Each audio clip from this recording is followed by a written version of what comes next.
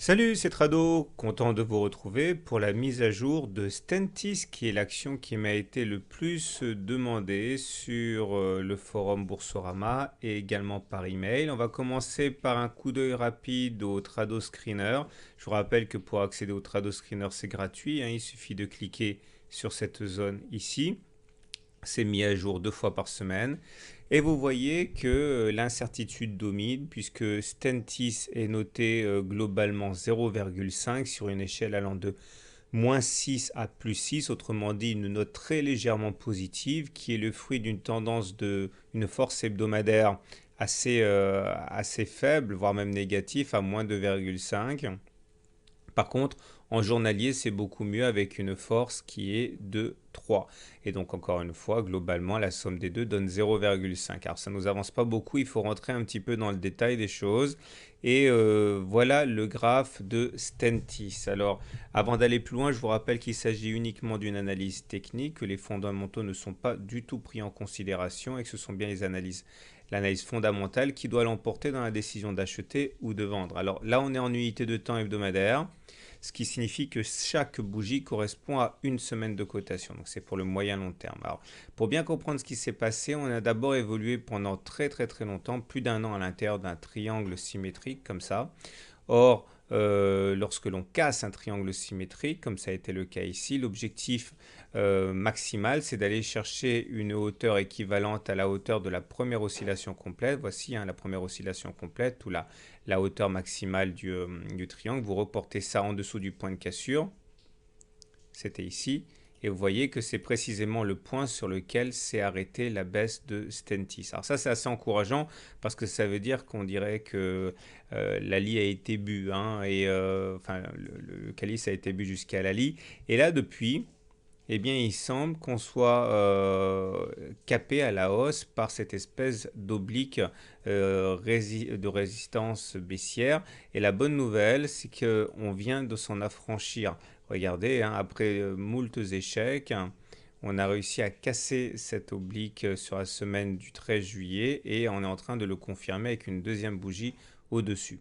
Alors maintenant, il faut passer en unité de temps journalière pour bien comprendre ce que ça implique. Alors en unité de temps journalière, c'est une histoire de biseau. On a évolué à l'intérieur d'un petit biseau ici orange. Les biseaux descendants sont généralement cassés par le haut. Ça a été chose faite, comme vous pouvez le voir. On a cassé de manière très traditionnelle par le haut.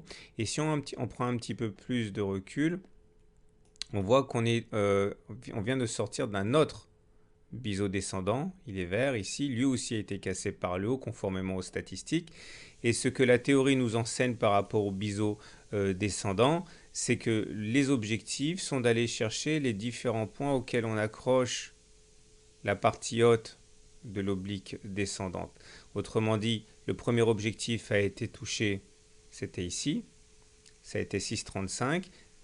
Et on a réussi à le passer, ce qui ouvrait la voie vers le deuxième objectif ici à 6,51. Vous avez compris que si on arrivait à passer, on irait chercher sans doute les 6,9, voire les 7,08. Mais là, force est de constater que si le premier objectif a été rallié assez facilement, on est en train de buter sur le deuxième objectif, ici sur les 6,5.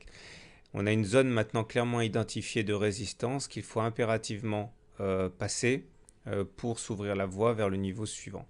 Alors, ça nous amène à autre chose qui est la théorie de dos. Vous voyez, les pics là sont descendants et les creux sont descendants. Tant que les pics et les creux seront descendants, on sera toujours en tendance baissière au regard de la théorie de dos. Si on arrivait à passer ce précédent plus haut, à savoir les 6,5 euros, eh bien on se mettrait dans une situation où les pics deviendraient ascendants, de même que les creux, ce qui ouvrirait la voie à une tendance haussière de moyen terme. Donc vous comprenez l'importance qu'il y a dépasser cette zone là des 6,5. Ça nous permettrait d'ouvrir la voie vers les 6,9, mais en plus ça nous mettrait en situation très favorable par rapport au pic et au creux ascendant. J'aimerais terminer avec la théorie Ishimoku, mais là je préfère revenir en hebdomadaire. Je vais mettre l'indicateur Ishimoku qui est toujours très utile. Regardez l'enjeu d'Ishimoku.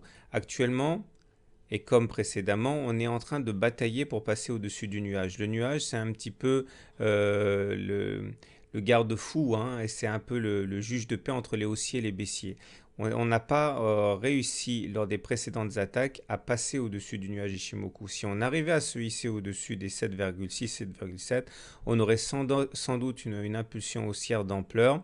Pour l'instant, on est simplement, encore une fois, à l'intérieur du nuage, donc on subit des vents contraires. Mais si on arrivait à passer les 7,5 euros à peu près ici, eh bien on se retrouverait au-dessus du nuage avec véritablement des espoirs d'aller beaucoup plus haut. Mais bon, pour l'instant, il faut encore s'en extraire.